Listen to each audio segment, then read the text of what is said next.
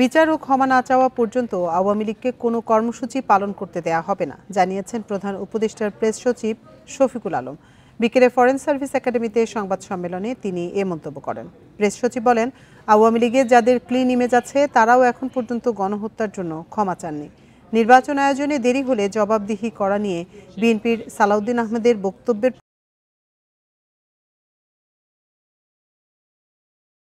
প্রতিক্রিয়ায় প্রেস সচিব বলেন, কম সংস্কার চাইলে ডিসেম্বরে নির্বাচন হতে পারে। একই সঙ্গে তিনি উল্লেখ করেন, ফেব্রুয়ারিতে সংস্কার কমিশনের প্রতিবেদনের উপর ভিত্তি করে জাতীয় নির্বাচনের সম্ভাব্য তারিখ নির্ধারণ হবে। দেশ চালাতে অপারগতার অভিযোগ ইস্যুতে শফিকুল আলম দাবি করেন, 6 মাসে অন্তর্বর্তী সরকারের বিরুদ্ধে কোনো অভিযোগ নেই।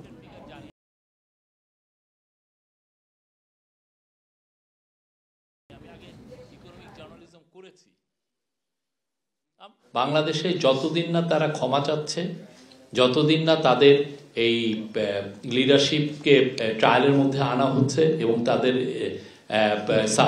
সাবমিট টু জাস্টিস এবং তাদের যতদিন না তাদের অ্যাকাউন্টেবিলিটির মধ্যে আসছে ততদিন তাদের কোনো প্রোটেস্ট করার আসলে করতে দেওয়া হবে না।